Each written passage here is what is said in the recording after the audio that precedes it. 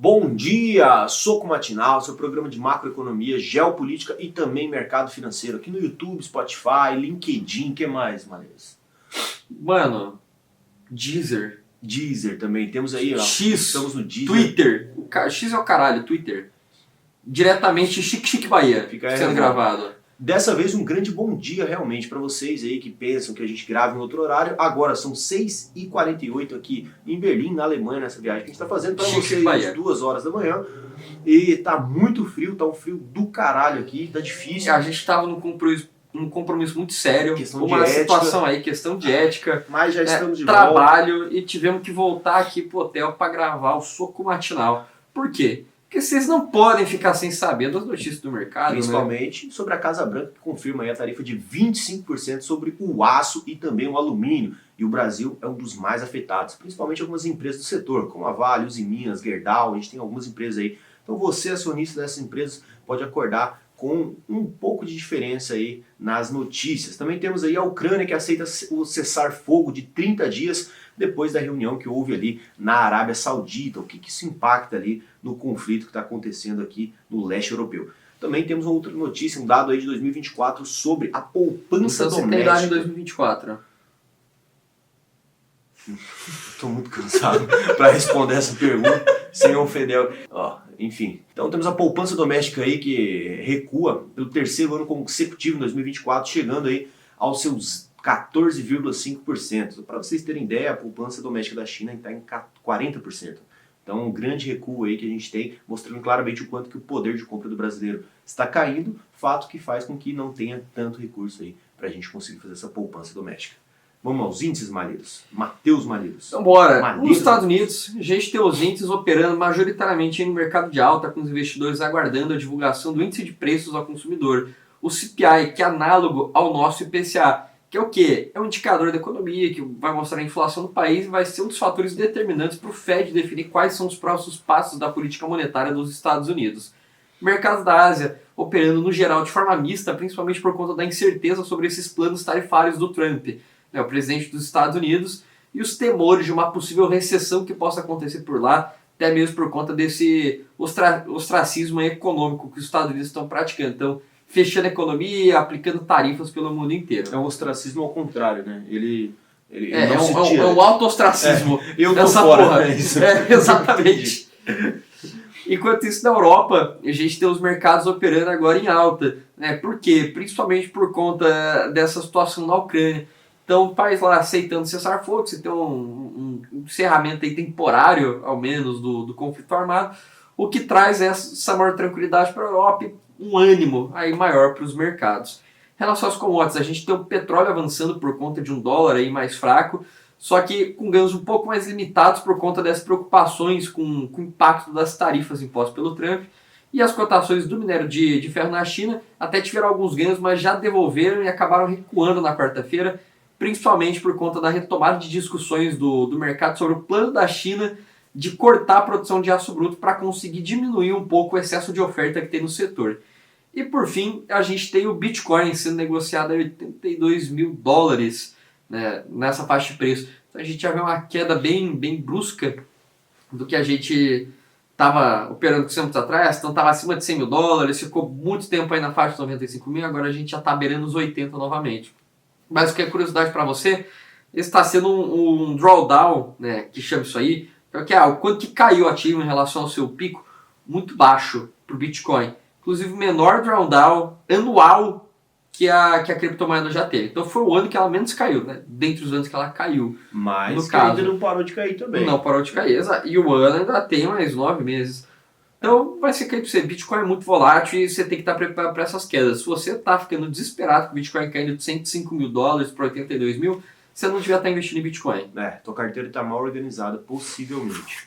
E agora, começando as notícias internacionais, né? A Casa Branca aí confirma nessa terça-feira que passará a incidir aí essa aplicação de 25% de tarifas em aço e alumínio, né? Quando a gente olha para isso, o Brasil é um dos grandes afetados, porque ele fica entre os maiores exportadores para os Estados Unidos. Fica somente atrás do Canadá e também do México, né? Países que fazem fronteira ali com os Estados Unidos da América. Inclusive, falando em Canadá e México, né, o Trump também está ameaçando dobrar essa tarifa para o Canadá. Então é de 25% para 50%, que ainda fica abaixo aí da taxa das brusinhas impostas pelo governo, que está beirando em 90% com todos os impostos. Isso a gente pode puxar uma discussão muito maior do quanto que o Donald Trump está fazendo esses movimentos de centralização, não só de economia. Tributado que a gente que é aqui no Brasil, fudidamente tributado. Porra, eu digo, a gente para comprar uma roupa, 90% de imposto. Porra. E olha que ainda é um polo têxtil aí no Brasil. Então imagina quão barato seria se a gente não tivesse tudo isso.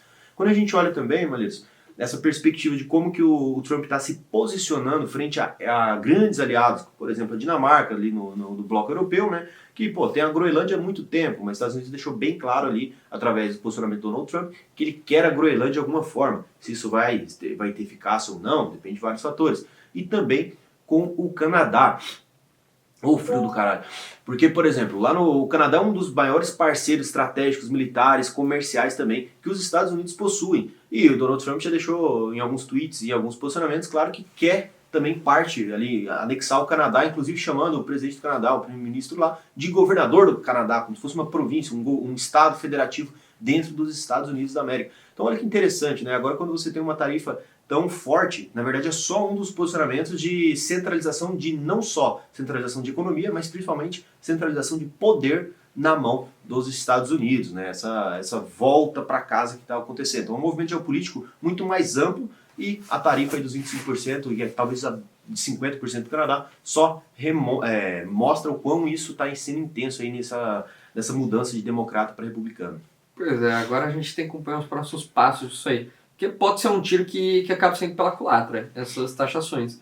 Tanto que tem até uma expectativa do mercado que os Estados Unidos têm uma recessão logo no primeiro trimestre. Então, muito pelo contrário, está falando, não, a economia vai crescer, não sei o quê. Não, recessão. Então, o PIB, ao invés de crescer, vai diminuir. E isso pode ser um efeito das tarifas. Mas, claro, isso é uma expectativa. A gente tem que aguardar, de fato, os dados serem divulgados. Em relação ao Brasil, como que a gente fica? Nossa empresa aí pode acabar sendo afetada por conta dessa taxação, principalmente quem destina aí para os Estados Unidos grande parte da exportação.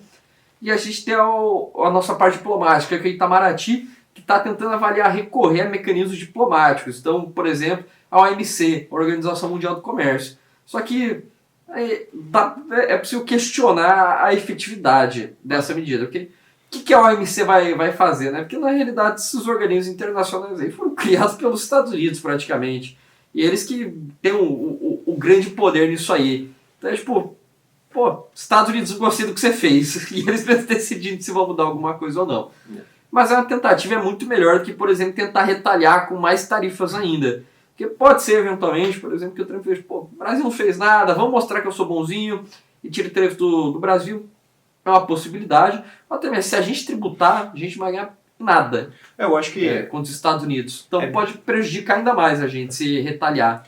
E eu acho que além de retaliação, seria interessante, sim, por parte da esposa do atual presidente também, não ofender ali um dos grandes ministros, que é o Elon Musk, que está bem aliado ali ao Donald Trump. Acho que ficar falando fuck o Elon Musk não é uma boa saída aí em maneira de relações diplomáticas também. Vou ensinar a Janja agora. Ensino. O Elon Musk, se quiser vir aqui para Berlim, tomar uma com a gente, manda mensagem aqui, você tem meu contato, tá? Então, chega aí, você é brother nosso. Duncan. Bitte schon. Duncan. Ontem, eu e Malheiros comemos Five Guys. 5 rapazes. Vamos lá. Ucrânia aceita também um cessar-fogo ali de 30 dias na reunião que ocorreu na Arábia Saudita, né? A reunião foi em Jeddah e o acordo que pode ser ali estendido por mútuo consentimento entre as partes, né? Dependendo agora da aceitação e implementação por parte da Rússia. Exatamente. Então a gente tem o Marco Rubio, que é o secretário de Estado dos Estados Unidos. Marco Rubio. Grande Marco Rubio. Meu faixa também. Gente boa, cara. Parceiraço meu, amigo de infância. Amigo da comunidade. Amigo de infância meu. Que ele vai levar essa proposta aí para os russos. E em paralelo os Estados Unidos. Com isso aí retomaram o compartilhamento de inteligência militar e de assistência à Ucrânia. Então eles tentaram cortar a dada de inteligência, cortar a assistência justamente como uma forma de pressionar a Ucrânia a aceitar esse acordo e aparentemente a gente está tendo resultados, né?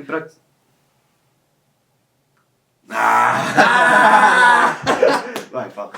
Chama.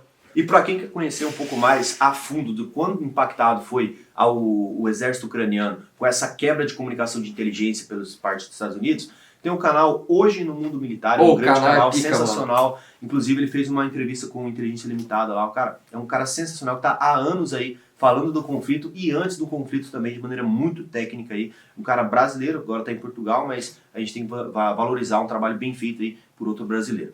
Além do Sérgio dos Foguetes, como sempre. E aí o que acontece? Imagina que existem duas formas de você obter inteligência do inimigo no campo de batalha, né? A de maneira mais simples, que é com drones, então com drones locais, coisa que a Ucrânia tem ali, através de doações para a guerra, quanto também alguns ucranianos, então eles conseguem ver na primeira quilometragem ali como que estão as movimentações por parte da linha de frente. Isso aí não teve grandes problemas. Porém, existe um tipo de comunicação que é uma estratégia muito maior envolvendo satélites e também referências geoespaciais que os Estados Unidos domina bastante. Então, grandes movimentações de tropas, grandes movimentos de soldados, de equipamento, logística, eram entregues para a Ucrânia por parte dos Estados Unidos. E quando houve essa quebra, é como se a Ucrânia conseguisse enxergar os primeiros quilômetros da linha de frente, mas não tivesse noção nenhuma de como que está a movimentação russa na linha, atrás da linha da frente. Ou seja, o exército russo ali, ele conseguiria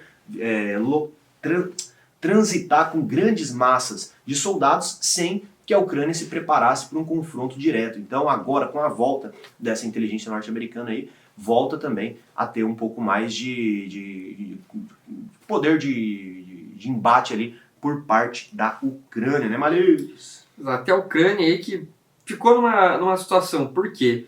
Com a dissolução da antiga União Soviética, a Ucrânia tinha ficado com o terceiro maior arsenal nuclear do mundo, atrás apenas de quem? Rússia e Estados Unidos. Imagina se eles tivessem esse arsenal agora. Será que essa guerra realmente teria acontecido? E isso fez parte de um acordo, né, que aconteceu entre os países logo após a dissolução da União Soviética, na qual a Ucrânia abriu mão desse arsenal nuclear deles e os Estados Unidos se comprometeram com a segurança da Ucrânia, enquanto a Rússia se comprometeu a não atacar a Ucrânia. E eles foram atrás pelos dois lados. Então a Rússia atacou a Ucrânia e os Estados Unidos largaram a mão da Ucrânia depois que isso aconteceu. Então é outro ponto que tem que observar também. Quais são as garantias que a Ucrânia vai ter para a segurança de longo prazo? Porque em 2014 a gente já teve o conflito da Crimeia, né, que acabou sendo anexado pela Rússia. Então quem garante que depois dessa resolução, desse conflito atual, né, talvez a Rússia acabe anexando um pedaço da Ucrânia, que já está sendo culpado, mas quem garante que isso não pode acontecer em outro momento, de invadir de novo e tentar pegar outro pedaço da Ucrânia? Essa é a mesma teoria de que faz com que seja necessário colocar o seu filho ou filha no jiu-jitsu e também, se o seu filho tiver de 3 a 5 anos, entregar um canivete para ele ir para aula. Temos também as notícias nacionais aqui agora falando sobre canivete, pô? Mas você também tem um canivete? Não, eu daria um 38. Mas o que ele tem a ver? Ele é youtuber. Não, meu filho. Se eu tivesse, eu daria um 38 para ir pra aula. O 38 é youtuber. Youtuber? Oktoberfest. Poupança doméstica recua aí pelo terceiro. Ai, que frio. Poupança doméstica recua pelo terceiro ano aí e volta ao nível pré-pandemia. A gente está falando aí de uma queda de 15% em 2023 para 14,5% agora em 2024. Exato. Que é um nível semelhante ao registrado no que a gente tinha antes da pandemia. E o que reflete esse declínio, afinal de contas, né? A gente tem a redução da poupança das famílias e também do governo, principalmente, que inclusive é apontado como um dos principais responsáveis por essa queda aí do nível de poupança e pelo baixo nível de reserva que a gente tem no país. E quais são os impactos disso aí? A gente tem primeiro o déficit público, né, o aumento disso aí, que foi um dos fatores para você ter essa queda aí na taxa de poupança. Então, você consegue fazer essa correlação de forma muito simples. Se o governo está gastando mais, como é que vai estar poupando? Por quê? O governo expandiu os gastos e muito desse investimento não. Se fosse investimento, inclusive, seria incrível. Mas não foi. Foi simplesmente gasto direcionado para assistencialismo. Então, o déficit público do Brasil subiu de 4,7% do PIB em 2022 para 8,45% do PIB em 2024, que já é um déficit muito problemático, ainda mais que esse nível de juros que a gente opera no Brasil. Então, se esse dinheiro tivesse sido direcionado para investimento, a gente até poderia ter um impacto positivo a longo prazo, né? Então, tendo o Estado aí com a força motriz da economia para tentar estimular, gerar empregos, né? Investindo de fato em toda a cadeia produtiva. Mas não, isso foi simplesmente renda que foi incorporada pelas famílias. O gasto do governo acabou sendo transformado em renda por meio de programas de assistencialismo social. Então, se a gente for ver a taxa de investimento do Brasil, ficou em 17% do PIB, que é bem abaixo do que a gente precisaria para conseguir ter um pouquinho mais de crescimento, que é o quê? 20% do PIB, né? Aí se discute dentro da economia, que seria uma taxa aceitável de investimento para a economia conseguir crescer um pouco mais.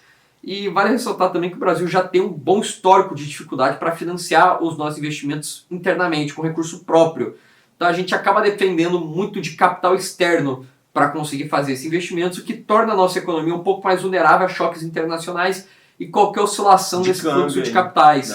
Exato, então imagina, a gente dependendo de capital externo, justamente quando o Trump está num frenesi aí de taxação, está causando essa guerra comercial aí ao redor do mundo.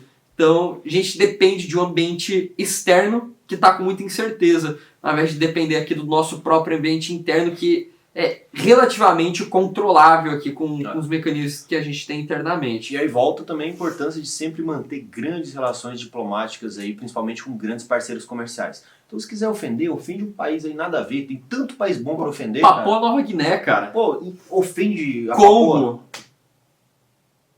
Enfim,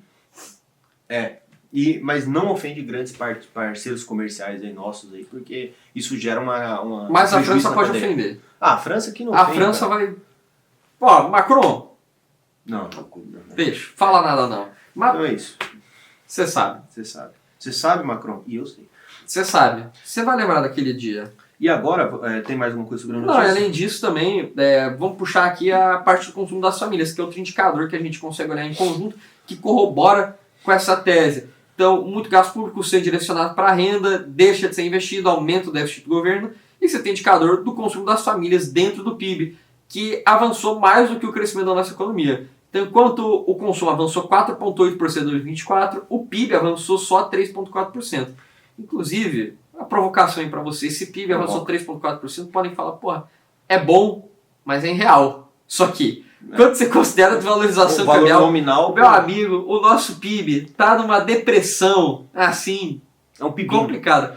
É uma situação aí, essa queda que a gente teve no PIB por conta dessa desvalorização cambial. Mas aí, Mas quando você tem esse consumo das famílias aumentando mais do que o PIB também, você consegue inferir que essa renda adicional disponível foi direcionada para o consumo. Então, simplesmente imagina aí, você como uma pessoa física, né? Para facilitar um pouco o entendimento dessa matéria. Pô, se você aí investe 10% da sua renda, 20% da sua renda, a longo prazo, você vai construir patrimônio. Agora, se você diminui o que você consegue poupar e, consequentemente, investir, o seu crescimento e a sua capacidade de aportar futuramente com o reinvestimento dos proventos que você tiver, dos aportes que você está fazendo hoje, vão ser muito menores. Então isso é um problema muito grande para o Brasil a longo prazo, porque afeta aí na raiz a nossa capacidade de crescimento com uma taxa de poupança e uma taxa de investimento tão baixa como essa. é isso aí. E agora, como... Se for comparar, né, por exemplo, na China a gente tem uma taxa de poupança de 43,4% do PIB. Na Índia, 32% do PIB. Na Indonésia, 29% do PIB. E até mesmo na América Latina tem outros países que estão muito melhor. O México aí com seus 24% e o Chile com 20%. E o Brasil aí 17%. Então é uma situação bem, bem complicada que a gente acabou ficando. E como a câmera aqui, como eu fui orientado antes, ela desliga com 30 minutos, eu não sei que minuto que tá, eu vou ler os comentários aqui para que não ocorra aquele grande erro que deu aí no programa onde Douglas Ribeiro ia falar e acabaram cortando, bem no momento, que estranho, né? E outra, Douglas Ribeiro também reclamou ali que não apareciam ele na foto, a gente colocou a foto do Vitão, então vocês conheceram pela primeira vez aí o Vitão. Você viu que era a foto do Vitão? Muito bom. Muito bom. Então eu vou ler do Tarcísio Rangel. E você já respondeu a pergunta da Ana Brasil, agora querendo saber quem é esse da foto. É o Vitão. Ana Brasil, Vitão. Você que gosta bastante de futebol, como a gente sabe aí, é o Vitão. Ele que organiza o YouTube aí, ele é um dos maiores responsáveis aí pela parte estratégica de thumbnail, keywords, tudo. Ele é um gênio do YouTube, esse rapaz aí. E também, mais do que gênio, nosso amigo. E o Tarcísio Rangel aí, que ele disse, bom dia, a dedicação de vocês é inspiradora. Isso é pra gente hoje. Hoje a gente merece um elogio. Nossa! Hoje a gente merece. Eu não vou ser humilde, não. Humildade A gente estava aí numa situação e largamos pra vir aqui gravar. Sabe o que é engraçado? Eu vou contar uma história. Eu saí do hotel, o Malheiros falando um monte de absurdo aqui em português, pensando que ninguém ia escutar. Eu falei, Malheiros, até o final da noite, o que eu vou achar? Um Maranhense. Eu vou achar um maranhense até o final da noite. E aí passou a história. A gente tava num lugar mesinha ali, um lugar meio... dançando todo... E aí... Nossa. E aí a gente tá na mesa e chega alguém e fala assim... Vocês estão falando português? Eu sou de São Luís do Maranhão. Eu, não! O Maranhense! O Maranhense! Tiramos foto com o Maranhense, depois vamos subir a foto com o Maranhense aqui. E, Maranhense, um abraço grande, pra você. Grande Maranhense. E pra todos os maranhenses aí que tá acompanhando o programa. Que vivem no Maranhão e também fora do Maranhão. Aí. E o Felipe Ribeiro que disse, vou te falar, esse modelo ficou bem legal aí, mostrando todo mundo trabalhando. Gostei, maravilha também. E o José Eduardo Pinto disse, a UVP está no auge da insalubridade. Esse é o programa da insalubridade. Nossa! Esse eu tenho certeza que será. A gente vai deixar a câmera aqui no quarto para ficar mais fácil para gravar. Até porque a gente deixa longe da cama, porque eu e Malheiros, infelizmente, teremos que fazer ali... A gente precisa de privacidade. Porque... Você sabe. Exato. Se é o nosso esquema de solteiro, a gente já juntou aqui, temos que resolver a nossa vida, né? Porque é muito frio aqui. Então, um beijo para vocês, que a gente tem trabalho a fazer. E tem aqui também o Maurício Mota, 7353, que eu quero dar um shade em você. Shade? Ele falou, vídeo difícil de assistir, o pessoal se perde nas análises e falta confiança. Parece claro que está em teste ou em treinamento, espero que continuem. Mas Deus, espera a porra, Maurício, faz aqui no nosso lugar então, ô, seu vagabundo. Você não tanca não. O cara da tia diz, não, a gente se fudendo, dia de atraso no voo, em Berlim gravando, e o cara vem falar merda aqui. Maurício, grava aqui. Se você tancar, você tá convidado aqui pra gravar no nosso lugar, vamos ver. E tem o @Jona Machado, que ele falou, vocês acham que Trump tá forçando uma recessão pro Banco Central Americano ter de aumentar os juros e isso facilitar o pagamento da dívida americana que vence agora? Então, Jona, a sua pergunta ela não fez sentido, cara. Por quê? Primeiro, quando você tem uma recessão, o papel no Banco Central é normalmente diminuir nível de taxa de juros para conseguir estimular a economia. Então, se você tem juro elevado, né, se você não tem capital disponível, como que você vai estimular a economia para sair desse período de recessão? Na verdade é o contrário, o juros alto pode causar a recessão. O juro alto é o que causa não isoladamente, mas é um dos fatores que podem acabar levando a uma rescisão, e para contornar isso, para sair desse programa, desse problema, o Banco Central tem que abaixar juros. E a outra relação que você fez que não fez sentido foi de aumentar juro e facilitar o pagamento da dívida americana. Se você aumenta taxa de juros, o governo paga mais ali para os credores. Então não faz sentido, cara. Você tem um juro mais alto, o mercado quer financiar mais, está dizendo que quer emprestar dinheiro, porra, eles estão pagando mais dinheiro, e acaba sendo mais caro para as contas públicas. Então, não faz sentido isso aí, tá? Essa pergunta. Então, no geral, seria isso. Em suma, não tem como estar forçando uma recessão para diminuir juros, para aumentar juros, perdão, porque se tivesse uma recessão, a reação do Banco Central seria diminuir juros e seria a queda de juros iria facilitar o pagamento da dívida, mas uma alta de juros vai dificultar e vai onerar ainda mais o setor público dos Estados Unidos, que já é bem deficitário. É isso aí. E um abraço aí pro Maurício Mota, que não é vagabundo. Não, um abraço aí. Mas se quiser vir gravar, eu quero ver se você tanca. De coração. Fica o convite. Hoje a gente tá ao contrário. Fica o convite. Mal, eu sou policial bom. Fica o convite pra ele gravar? Pra ele gravar aqui, vamos ver. Meia pau, ele vem gravar aqui. Então... Mas ele não vai. E nem a gente quer. Então, não fica o convite. Mais um abraço também. Mais um abraço. Assim, daquele jeito. Então, tchau. Vambora. Tá frio demais. Bora.